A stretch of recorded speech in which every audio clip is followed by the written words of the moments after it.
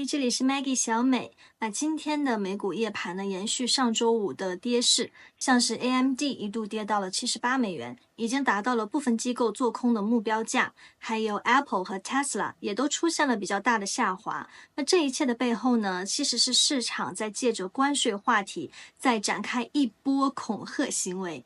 原本大家可以接受下跌10%，现在呢被进一步放大了。而放大恐惧的原因呢有很多机构的杠杆、散户的杠杆，再加上做市商跟散户之间的博弈等等。但是我觉得这其实是一个非常棒的机会。要知道每4年、5年才会遇到这样一次大周期这是你创造财富升值的最佳时机所以在恐慌之前呢，你要先搞清楚最近到底发生了什么呢？那我们可以从美国财长 Basin 的角度来看待这个问题。等你看完这些，或许你会更通透一些。The three legs on the stool. The three legs on the stool. On one, we are trying to bring down this massive federal debt, cut the spending, but in a controlled way, because you can't do it all at once. I don't like to repeat private conversations with the president, but I'll repeat this one because I think it really illustrates where his head was at. First time I went in to see him, saw him at Mar-a-Lago, and walked in the door, he said, "Scott, how are we going to get these debt and deficits down without causing a recession?" And that's exactly where we are now. How are we going to get the debt and deficits down, not cause a recession? And I said, "Sir, when you win, you didn't get us here. We're going to set a goal by 2028. We want to get back to the long-term average. We're going to inflate it slowly." And long-term average being about 3% deficit to GDP. About 3.5% deficit to GDP. And like I keep saying, the U.S., we don't have a revenue problem. We have a spending problem because we are averaging right about 18% revenue. And I'm talking about federal government. Federal government only. We're at about 18%. And Biden administration blew the spending out to 25. Normally, it's about 21.5.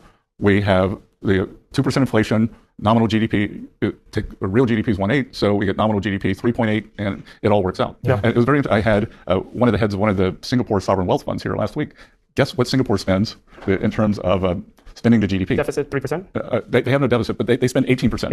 18%. And he said, we have a lot in common with the Trump administration. We like small government, we don't like immigration, illegal immigration, and we like personal safety, which I thought was very interesting. Sorry, so let me just understand. So deflating government spending is key, but the big challenge has been that we have now accumulated $30-some-odd trillion nearly of debt, and the interest on that debt has started to grow. We now have to pay $1.2 trillion in interest payments per year. So that starts to consume more of the spending budget that we have at the federal level, which means we can spend less on the rest of the federal government's programs, meaning you have to cut a lot more than you otherwise would have, which is what makes it so difficult and so painful. Is it realistic that you can get Congress to act in the way that Congress needs to act to get to the level that we need to get to, given the high interest payments and the high debt level that we have? Yeah, and with this Republican Congress, and look, I'm not sure what a deficit hawk is, but I think I would qualify as one. And a lot of the Republicans, I actually have to coax them. You can't do this all at once. I was with one of the congressional budget committees 2 weeks ago, and they really want to cut this fast. And I said, you do realize every $300 billion we cut is about 1% of GDP.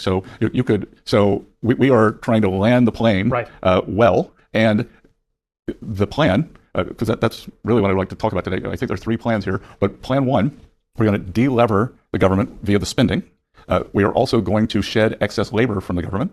So on that side, and then on the other side, we're going to deregulate the financial system. The regulated financial system's really been what I call a regulatory corset for a long time. And as we deregulate that, then the private sector can re-leverage. So government deleveraging, private sector re-leveraging, and the employment or the folks who lost their government jobs will be picked up by the private sector. So this is really important, and I think this is the most critical thing. I'm really glad we got the chance to talk today, because I hear so much about the conversation on any one of these topics independent of the others, and there's a relationship between them that I think is critical to understand on how this administration is aiming to drive an economic recovery that is not inflationary, is sustainable, and also will allow people to have the American dream in a way that they can't have access to today. Yeah, so part of fixing the affordability crisis is we come back and talk about it if you want, but where can we get prices down? Like eggs are easier, but the other side of getting prices down is getting real wages up.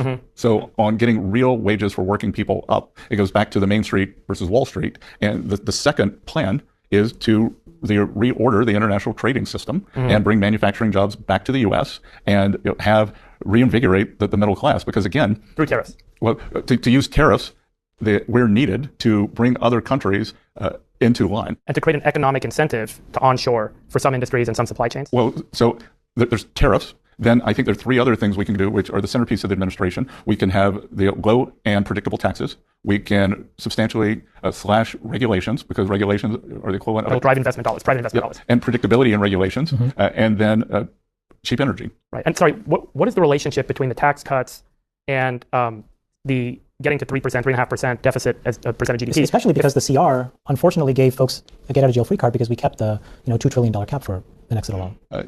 Yes, but you got to have. I've been in this building. I think this is my 7th week. President Trump been back at the White House for 8 weeks. So you actually do need time. Yeah. So there are a lot of people who weren't happy about the CR, but shutting down the government wouldn't have been productive, either politically or economically. So sorry, does tax cuts get made up with tariffs, or does tax cuts get made up with cutting government spending?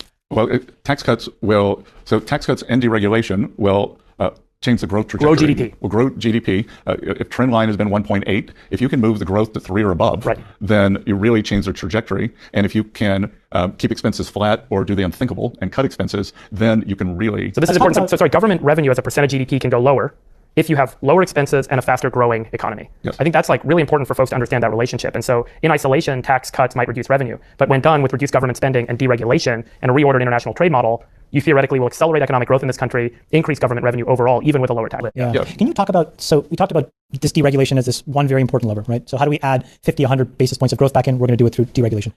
How do you undo the financial corset, as you said? What are the sort of 3 or 4 big ideas that you'd like to affect? Yeah, so we are re-examining all the bank regulations, and why are they there? Why do banks have to, I can't remember, it's 5 or 7% to hold treasury bills? What are the regulations? Why do, I had a whole group of community bankers or small banks here last week, and why do they have to hold the same amount of capital that JP Morgan and Wells Fargo and Citi hold when they don't have the complexity, they don't have, why do the regulators, one of these small bankers said, well, Bank of America does it this way. Well, Bank of America has $1 trillion in deposits. Yeah. This was $183 million bank. Yeah. But when you look at the regulatory overhang of some of these things, Basel I, Basel II, you have all of these frameworks. And then as a result, all these organizations that are running around trying to help you administer this complexity, all it does is just lower economic activity in the end. Well, but it's, I know you all talk about incentives a lot. Back to incentives, what's a regulator's incentive?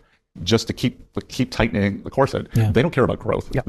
They don't care about the common sense. Turn off every risk. It's their job. If you had to create a metric then to say, okay, here's how we're going to measure this undoing of the financial corset. Is it sort of the lending velocity by private lenders so that the private re-leveraging can occur? Is that a good way to think about that? Or is rates a way to think about it? Well, it doesn't have to be rates. But if we do all the things I was just talking about, if we deregulate, if we have cheap energy, if we shed excess labor from the government, if we get government spending down, then inflation should come down, rates should come down. Yeah. But on the question of how are we going to measure it, I don't have any problem with private credit. Yeah. I actually think it's exciting. Yeah. It's dynamic. It's dynamic. It meets the business where it is. Yeah, I agree. And the strength of the U.S. financial system is the depth and now the breadth. But you could see that what's happened, that so much lending is being pushed outside the regulated banking system, that tells you it's overregulated. Right, yeah. So now, so one test will be how has bank lending, especially small regional, small banks, community banks, come undone, and the small banks. The small banks and community banks, they're 70% of ag loans, they're 40% of small business loans, and that's one of the reasons Main Street's been stifled. 那川普的做法确实让很多人不满。那之后呢，更是有人有组织的安排了抗议啊，比如这支视频中，你会看到有人自发去支持某件事，但也是有大巴车集体运送、分牌子等这种有组织的活动。对比一下，你是不是该想想，到底谁才是对的，谁才是真的？真相到底是什么呢？不过，如果你觉得这些是恐惧的来源，那你不妨再看看对立的加拿大总理卡尼怎么说。他在视频中提到，今天的全球经济与昨天相比有了根本性的不同。以美国为基础的全球贸易体系已经结束，我们与美国不断深化的旧关系也结束了。美国承担经济领导角色的80年时期已经结束。虽然呢，这是场悲剧，但这就是新的现实。听完这番言论，你是不是觉得事情没有那么简单？再看看川普这边，他在飞机上接受 Fox News 采访，对调整关税的立场毫不妥协。他说，外国的高关税让美国损失了1.9万亿美元，还批评欧盟赚了美国的钱，占了那么久的便宜，结果美国还得掏钱去搞北约以及驻军保护他们。美国商务部长也说，川普40年前呢就想这样解决美国贸易赤字了，想为美国取得公平。虽虽然通过网络上放出来的一些消息，大家可能觉得欧盟的反击也挺有利的，但实际上呢，根据图片显示，欧盟放狠话要报复美国，对280亿美元的美国进口货物加税，可这只占美国对欧盟出口的 7.5% 而已，影响呢好像也没有想象中的那么大。而越南、台湾、香港这些地方呢，都在表态，说自己不会跟美国硬碰硬。那正因为如此呢，从市场数据来看，最坏的消息可能是关税对经济的影响最多会持续到5月底。那对于我们而言呢，好消息是震荡中啊，其实藏着不少短线的日内机会。那这一切的根源呢，主要还是川普政府在努力解决美国的债务问题。那截止我发这篇内容前呢，美国10年期国债在股市下跌的过程中呢，收益率居然涨了 3.9%啊，这有点特别啊。通常股市下跌时呢，投资者会转向安全资产，压低国债收益率，但现在收益率却上升了啊！大家想想，背后是不是有人在抛售美债呢？如果美债收益率能跌到 3.5%， 市场呢可能会找到一个平衡点，所以整个4月和5月都充满震荡和买入机会。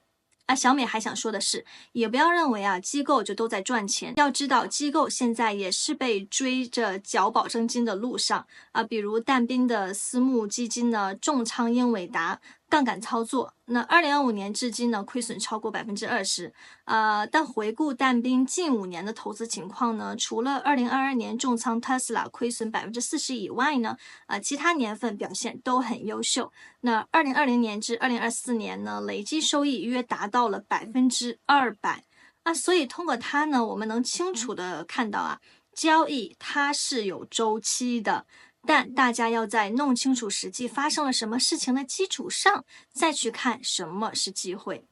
那像 Tesla、AMD、NVIDIA、Apple 这些科技股呢，接下来可能会面临更大的波动比如 Tesla 有很大概率出现140至200的价格区间，这将会打击散户的止损心理我建议大家可以逢低买入如果你的仓位被套住了，也别急着平仓，等市场回到上升区间，再根据估值呢重新设定交易目标。管理好仓位，去杠杆很重要那做交易呢，最重要的其实还有2个字，就是心态。不知道各位是否还记得小美早先说过的分批买入持有 SoundHound 吗？在这里提醒各位或许在4月您能看到 SoundHound 是可以跑赢大盘的最好的股票那如果您感兴趣，也关注更多时效性交流以及实时的买入机会，请加入我的 YouTube 会员以及 Discord 会员频道，和大家一起交流，名额有限那请注意，手机是无法看到加入会员界面的，需要使用平板或用电脑打开 YouTube 网页版操作。See you!